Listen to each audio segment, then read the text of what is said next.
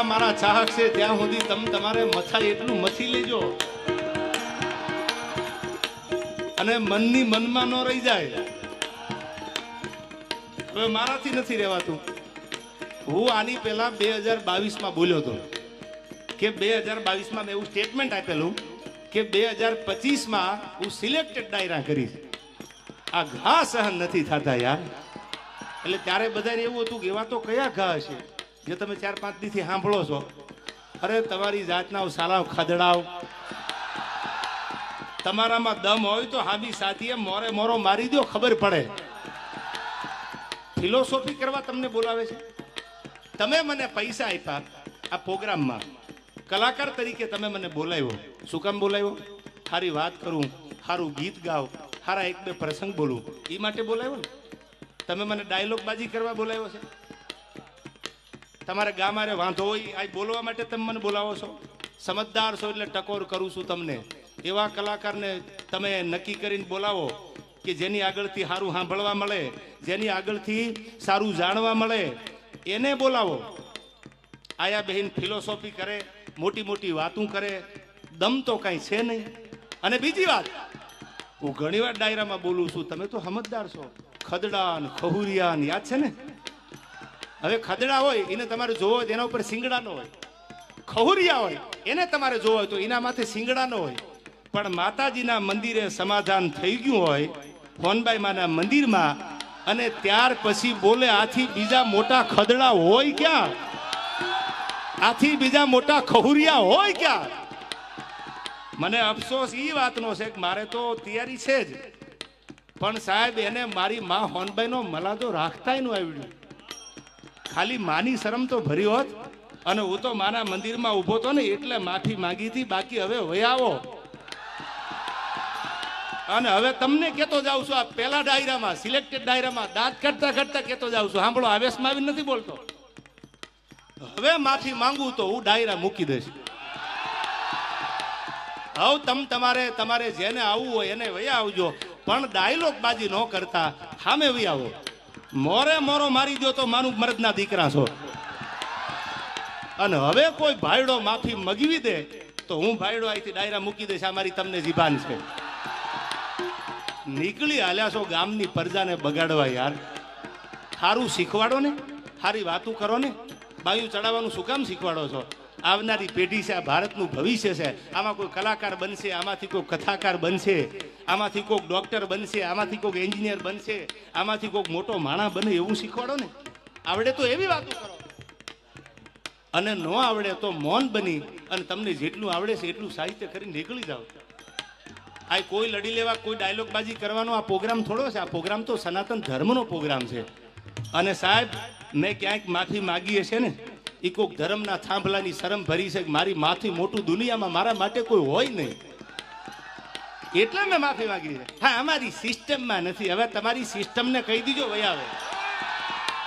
તમારી સિસ્ટમમાં ન હોય તો હું કાઠી દરબાર છું, મારી સિસ્ટમમાં ન હોય. આ હાય હાય હાય બોલી જા બોલી જા બોલી જા બોલી જા. ચકલા કોઈથી બાજ ન બને. હવે આવડાને ખબર છે કોણ સાચું ને કોણ ખોટું. યાર મારે જાજુ નથી બોલવું, આ વાતને મારે લંબાવી નથી. તમે તો સમજદાર છો. પણ સાહેબ વગર વાંકના દુનિયામાં કોઈ કનડે. ઓળખાણ તમે માગો ને એટલે ઓળખાણ દેવી પડે છે યાર. મેં તો બધી જ્ઞાતિને ભેળી રાખી છે. બધી જ્ઞાતિએ મને પ્રેમ કર્યો છે. મારી યારે કોઈ જ્ઞાતિવાદ નથી કર્યો તો હું જ્ઞાતિવાદની વાતો આ બહેન કરું? મેં તો બધી વાતો કરી છે. કોઈ બોલી જાય ચમરબંધી આમાંથી મેં જ્ઞાતિવાદ કર્યો, અને ભવિષ્યમાં ક્યાંક ભૂતકાળમાં ક્યાંક મારાથી ભૂલ થઈ હોય તો મેં હૃદયથી માની ધજામાં ઉભા રહી, માના ખોળે ઉભા રહી અને મને એમ થયું કે આ તો હોનબાઈ છે, અને અહીંથી પાછા વળી જાવ ને તો આપણી પડતી ચાલુ થાય. આજ માના દરબારમાં મારાથી પાછું જવાય નહીં.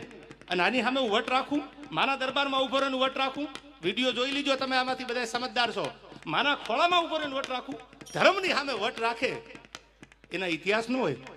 સાહેબ સાંભળી લેજો, હૃદયની વાત તમારી સામે કરું છું. આ પહેલા ડાયરામાં સિલેક્ટેડ 2 વર્ષ પહેલા જે આખી તમે જાણો છો આખી લપ ઊભી થઈ, એમાં મેં સોનબાઈ માના મંદિરે માની ધજા સામું જોઈ અને સાહેબ મારા પગમાં નેવળ નખાઈ ગયા કે મારી માથી મોટું કે ધર્મનો કોઈ થાંભલો એનાથી મોટા આપણે નથી. આપણે કોઈ એવા કલાકાર નથી, આપણે એવા સેલિબ્રિટી બનવું નથી કે આપણાથી ધર્મ હચવાતો ન હોય, કે આપણે એના સમ ખોટા ખાય, કે એની સામે ખોટું બોલીએ, કે એના ધૂપેલિયા ઉપાડીને એની પેઢીલી હાથ મૂકીને ખોટું કરીએ. એટલે મેં માફી માગી લીધી. ત્યાર પછી વાત ઊભી નથી રહી. પ્રોગ્રામે મારી સિસ્ટમ બીજી છે, મારી સિસ્ટમ બીજી છે. હવે એકચ્યુઅલી તારી સિસ્ટમ મને મારી માની શરમ હતી ને એટલે માફી માંગી.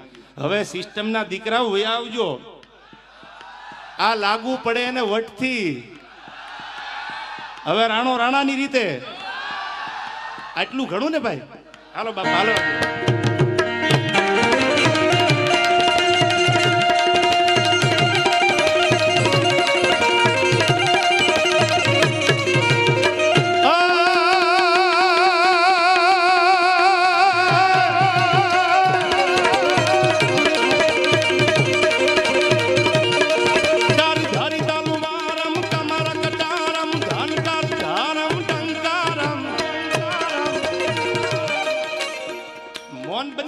મારા સજ્જન મિત્રો છે, એ મને કે તમે મૌન રહીજો. મેં કીધું મૌન બની અને ડાયરા મૂકી દેવા, એથી મને લડીને મૂકવા દો ને યાર. અને મેં એમ કીધું તું સિલેક્ટેડ ડાયરા હું કરીશ. ત્યાં તો અમુક આવી ગયા, અમે 2025 કેટલાયને શાંત કરાવ્યા છે. લે આ તમારી કોઈ જાગીર છે? આ કોઈની જાગીર છે? આ તો દેવા જ ખબર છે, કાલ બીજું આવે. હવે હું વટથી કહું છું કે શ્વાસ હાલે અને મારી માની દયા હોય ત્યાં સુધી તમારી સામે લડવું છે મારે. પેલા એવું હતું સિલેક્ટેડ કરવા છે આપણે, બાકી જય માતાજી રાજીનામું દઈ દેવું છે. પણ મને લાગે છે આમને એમ થઈ ગયું હવે મેદાન ખાલી છે, એમ થોડા ચોકા છક્કા મારવા દઉં યાર.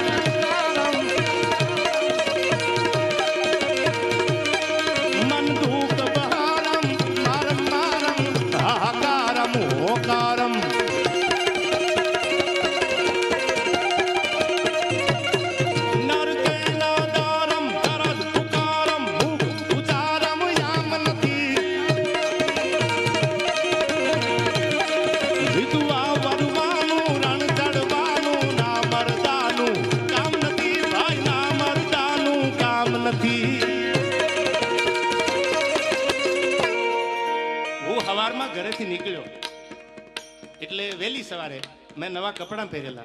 સાંભળું જો, બહુ સમજવા જેવી વાત. આવડતું તો બધાને હોય ને યાર, પણ એક ગરિમા છે આ સ્ટેજની. સરસ્વતીના ખોળે બેહીને આપણે સારી વાતો કરવા મળ્યા છે. ગામની પ્રજાને ચાઇનાના પંપ મારવા ભેળા નથી આપણે. સવારમાં કાંટલા જાલી લીજો ને બાંધી લીજો ને. શું કામ? અંદરો અંદર બાંધીને આપણે અંગ્રેજો ગોણ ગુલામી નથી કરવી કોઈની. હવે સાંભળજો, સવારમાં હું કપડા નવા પહેરીને નીકળ્યો જગદીશભાઈ. એટલે કપડા નવા પહેરીને નીકળ્યો તો એક માંદણામાં ખાંદામાં ભેંસ બેઠેલી, આખી ખાંદો ભરેલી હો, આખી ખાંદો. એટલે હું તો કપડા પહેરીને નીકળ્યો તો મેં જોયું તો ભેંસ મારા સામે કતરાય. મેં કીધું સાલું ભેંસનું આપણે કઈ બગાડ્યું નથી, અને આ ખાંદામાં બેઠી મારા સામે કાં કતરાય. પણ મૂળ મેં નવા કપડા હારા પહેરેલા, એ ખાંદામાં બેઠેલી ભેંસથી જોવાનું નહીં. એટલે મારે નીકળવું અને એને ખાંદામાંથી બહાર આવવું. એટલે મને એમ છું કે ભે ખાંદામાંથી બહાર કેમ નીકળી? મેં તો નવા કપડા પહેર્યા હતા, એટલે મને બીક હતી કે આ કપડા ક્યાંક ડાઘ પડી જાય તો મારે ગામત્રે જવું હતું. બીજા જોડી હારે હતા ને મારી બેગમાં, એટલે મેં કીધું ક્યાંક કપડા બગડે તો આપણે થોડાક છેટા હાલીએ. એટલે હું થોડોક આંખો વીયો ગયો, વળી થોડીક ભેંસ 2 ડગલા આગળ હાલી. એટલે મને એમ છું કે આપણે હજી થોડાક છેટા વયા જાય. આ તો આખી ખાંદો ભરેલી છે, એને બગડવાની બીક નથી. બીક તો મારે હતી, કારણ કે મારા નવા કપડા હતા. એટલે હું તો પાછો થોડોક આંખો હાલ્યો, વળી ભેંસ મારી સામે હાલી, વળી મંડી કાતરું મારો. વળી મેં વિચાર કર્યો કે દ્વારકા વાળા, મેં ક્યાં કોઈનું બગાડ્યું છે? હું ક્યાં કોઈને નડ્યો? એ 2 વર્ષમાં મારું એક સ્ટેટમેન્ટ તો દેખાડો કે સમાધાન પછી હું બોલ્યો હોય તો કાલ ડાયરા હજી મૂકી દઉં. કોઈ દી ન બને. વળી ખાંદામાંથી નીકળી હામી આવી, વળી નાળામાં આંખો ગયો, વળી પાછી આવી. એટલે મને એમ છું કે લગભગ આ મને ખાંદો બગાડવા આવી લાગે કે હું તો આખી ખાંદામાં બેઠી છું, તમારું મારે ક્યાંક બગાડવું છે. અને પછી માફ કરજો, મને મારે ન છૂટકે આ કપડા ખાંદાવાળા કરવા પડ્યા છે. તમે તો સમજુ ડાયરો છો યાર. આ મારી મજબૂરીએ કરાવ્યા છે. બાકી હું આવા સીસરા વિચારનો માણા નથી યાર. મારા વિચારમાં આવી હલકાઈ નથી ભરેલી. ઊંચા કોળનો આદમી કરે ને નીચા કામ, એ તો ગડપત ભાંગે ગામ, કોઈ દી ખાતર પાડે નહીં ખીમરા. આપણે તો કોકની એબ ઢાંકવાના કામ કરવાના હોય, કોઈની એબુ ઉગાડવાના કામ ન કરાય. તમે કોઈનું જાણતા હોય ને તો એને ઉગાડતા નહીં, એને ઢાંકવાનું કામ કરો તો ભગવાન તમારી આબરૂ રાખે. કોઈની એબ ઉગાડવા જાવ ને તો એક દી તમારી એ ઉઘડી જાય યાર. એટલે મારે કહેવું પડે છે તમને કે કેવો છે મારો ભગવાન દ્વારકાધીશ. અને કોઈએ નહોતું કીધું ફલાણો મને કહેતો હતો તું ઊંચો હાથ કરીને, કોઈ આમાં હતા જ નહીં, એને જ ઉપાડો હતો.